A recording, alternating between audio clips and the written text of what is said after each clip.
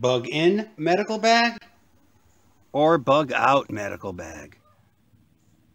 Stay tuned and you'll find out what it's all about.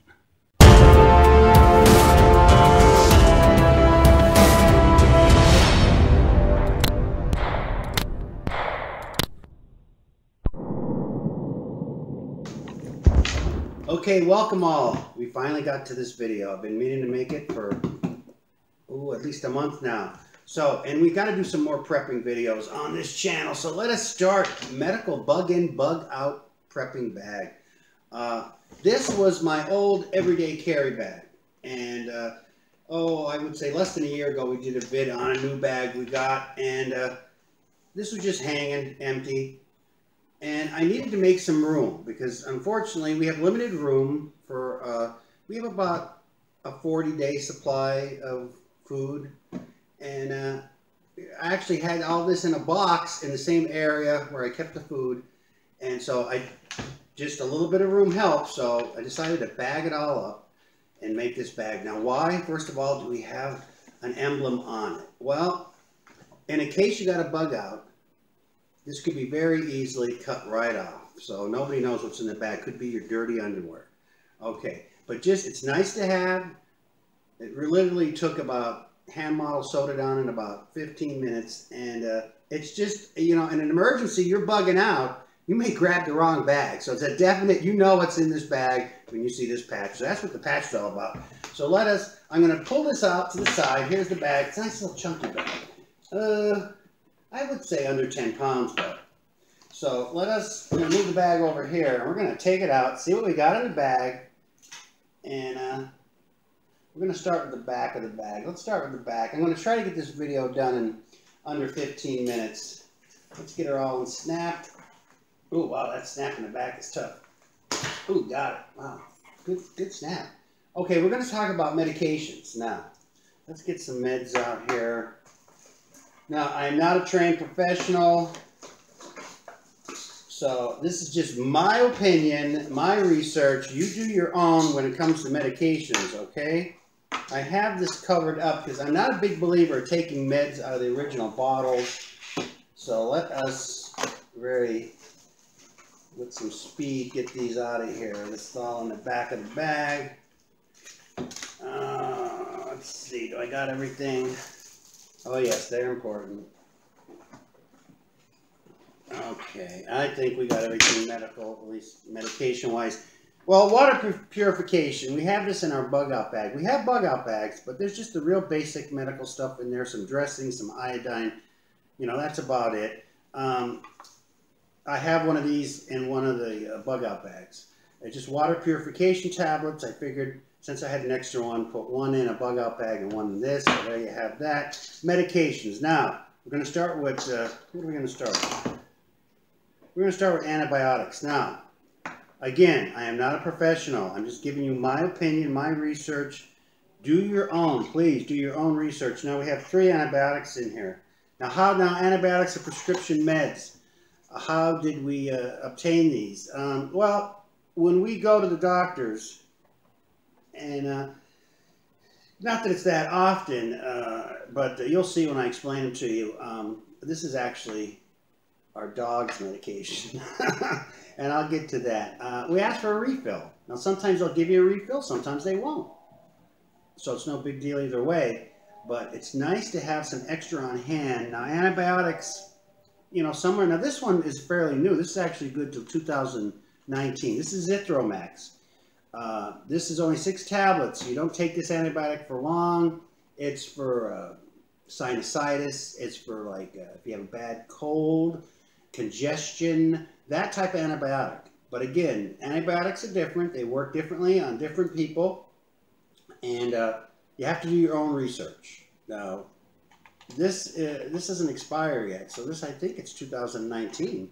So that's rare because usually they expire in a year. Now, what do they mean by expire? I think of it like food. Again, my personal opinion, you could have a can of food that fresh till 2016 and you open up in 2019, very eatable. We did a video on that, some expired fruit cocktail that was expired for like 3 or 4 years, and it tasted fine and dandy. From my research, antibiotics in time will lose their potency.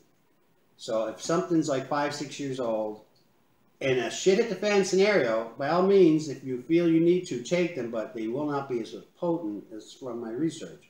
This is, okay, this is one. This is an extra we got from a refill. Again, this is fairly reasonably priced. This is actually ampicillin, a very wide spectrum antibiotic that was for our dog. We got a refill on him. Unfortunately, he passed away a couple years ago, our dog Penny.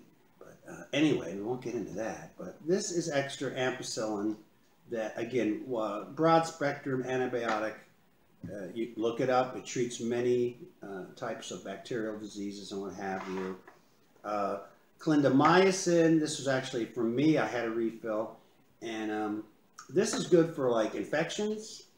You have any pus pockets anywhere? Very good. Actually, this was for a tooth infection, and I got a refill. And this isn't quite expired yet either, but it will be in a few months. But I will keep this in the bag for a few more years because, again, if you're shit out of luck, I would take this as opposed to take nothing. So, again, do your own research on antibiotics. I'm just giving you my personal opinion on antibiotics. Now, another way you can get antibiotics, and I do plan on getting some, is fish antibiotics. You can go on different sites and procure some fish antibiotics. Again, do your own research, and but that's another way to get some antibiotics because I think it's important to have some extra on hand just in case something goes down and you cannot get to the doctors. And then you got to make your own decision whether to take them, and you got to read up on them. Some antibiotics may only work on pimples, so you wouldn't take that for a big gash in your thigh. So you got to do your own research on that. What else do we have? This is just, again, this was actually from my dog. Once again, when he was ill, this was tramadol, which is it's kind of one of those iffy narcotics. It's synthetic, I believe, and it's for more severe pain. And again, there's that. This is just some old-fashioned castor oil we keep in there, constipation, whatever. It's again, this bag is not just for shit at the fan. If you need something, you just get it out of the bag and put a sticky on the fridge, took blah blah out of bag. That's how we work it, even with the food. If you're running out of pasta upstairs here, you want to grab 2 things of pasta, go ahead, feel free, and leave a sticky on the fridge. So there you go. Now this is just a recent pickup. This is iodine tablets. Okay, iodine tablets. Now, I highly recommend this for anybody if you live within 100 miles of a nuclear power plant. Now, if you live within 20 miles or so, usually you can get these for free because they protect your thyroid in case of a nuclear accident. They'll block your thyroid gland and prevent radiation from getting in there. Now, if you really were exposed to a whole lot of radiation, it wouldn't matter because all the other parts of your body would be affected also. But your thyroid is very susceptible to radiation. And to my thinking is, like, even if you live 50 miles, we do not live 20 miles within a nuclear power plant, but we live less than 100, okay? Even if an accident happens in the middle of the night and 6 hours go by and all of a sudden, you wake up and shit has hit the fan in your local area, especially for children or young adults. Me, I'm older, I don't even know if I would take them, but I would highly recommend having some iodine tablets just in case. Now, in a full-blown nuclear war, I don't know how much these would help you because you'd be exposed to a lot more higher radiation probably, but I'd still take them. So there you go, there's the iodine tablets. Tums, which this is actually about the second pack. We actually used the first one I put in there. So you never know, you're on the road and you're dying of heartburn. These are just some cold tablets. Now, I leave them in the box because the expiration date's on them and they don't take up all that much room. Tylenol PM, 1, you could be allergic to aspirin. 2, the PM basically is just Benadryl, 25 milligrams of Benadryl. Great for any type of allergic reaction, bee sting. You get into poison ivy, you're going to want one of these probably. So keep that in there. And then the old aspirin, look at that, $1 at the dollar store. You can still get them that cheap. And for pain, obviously, even in an emergency, you have chest pain, take them. They'll thin your blood. I mean, again, I'm not a professional, but I certainly would. If I was having chest pain, take some aspirin. And the old Motrin, there you have that. And some hydrocortisone cream. Again, itching problems, rash, $1. Okay, this whole bag is not all that expensive to put together. Okay, let's continue. We got to hurry up because I don't want to make it. Peri pads. Yes, peri pads. You know what they are, especially you women. Great for absorbency, and if you with someone that needs one for another reason, which I think you all know what that's for, you'll be their favorite. So there you go, some peri pads. Here, we got a couple packs of smokes. I do not smoke these brands. I'm vaping at the moment, but I would never have bought these, except this one was for free with a coupon. So there you go, that's free. A local mom and pop store is closing. Buy one, get one free. The last couple days they were open. So I gave one to a friend. So there you go, that was $4. So $4, you may be able to trade them. Okay, let's continue on. I'm gonna have to speed up. We got some tweezers, some fishing wires, some needles, thread in here. If worse came to worse, you got to sew something up. Although I may look into actually getting sutures themselves to put in there. But this is just last chance. You got to do something there. You're going to bleed out. Extra pair of glasses. You don't want to be blind. Duct tape. Yes, duct tape. This is also in the bug out bag, but I put one in here too. You could need it for a wound. And look, it's flesh tone. Look at that. You'll be smart looking with the duct tape on you. Okay, just a bag of various Band-Aids, Cling, another big peri pad, and some hand wipes, some hospital tape. I don't know if you can see it there. Even some dental floss. So this is a catch-all bag, all sorts of Band-Aids and what have you. Put that over there. And there's more Cling and bandages in this blood pressure cuff thing holder. Gloves. You need gloves. Some basic soap. You may have to clean a wound. So there's some of that.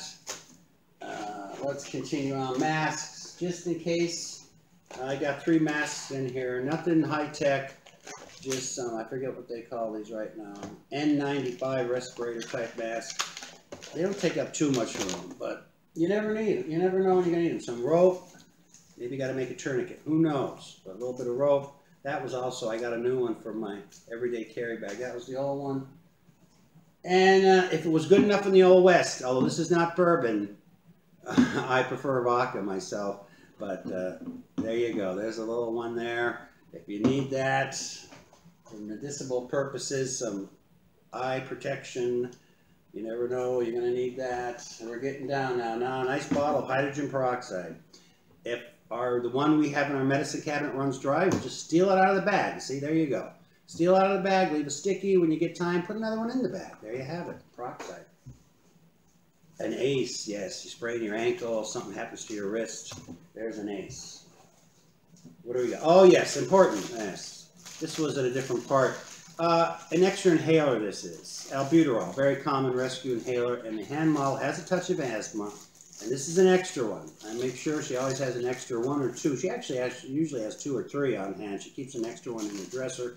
So I keep one in here. You run out, it's an emergency. Oops, you got your inhaler. Now, that could be for someone who's diabetic, although there is no diabetics here, but you want to keep an extra bottle or 2 of your insulin, syringes. If you're on heart medication, luckily, I'm basically on no medication, but you want to keep extra, whether it's in a cabinet, a bug out bag, a medical bug out bag, whatever, you got to keep extra. Okay. That's the main compartment. What do we got in here? Oh, got a sling. There you go. Somebody hurts their wing. Shoelaces. I don't know why. Got extra shoelaces all over the place. And a syringe. There you go. Now, again, we don't need that. But you could run into someone who's diabetic, so it's probably good to have an extra one if you could. Hand warmers, not sure why I threw that in there. Okay, and let's continue. Oh, well, you got to carry a knife. This was in my everyday carry bag. It's a cheapo, but it's sharp, very sharp. So I got a new one for my everyday carry, and I threw this old one in there. For my coin collectors, there's an old penny. There you go, an old English penny. I don't know if you're going to see that from this distance, but yeah, There you go. I got at least some money in this bag. Okay. I know they don't like this pointed at the camera, but there. We got a little flashlight. It's pretty powerful. I got it at the auto store. It was $5, 170 lumens. So you're gonna need some light too, especially if you're working on somebody medically.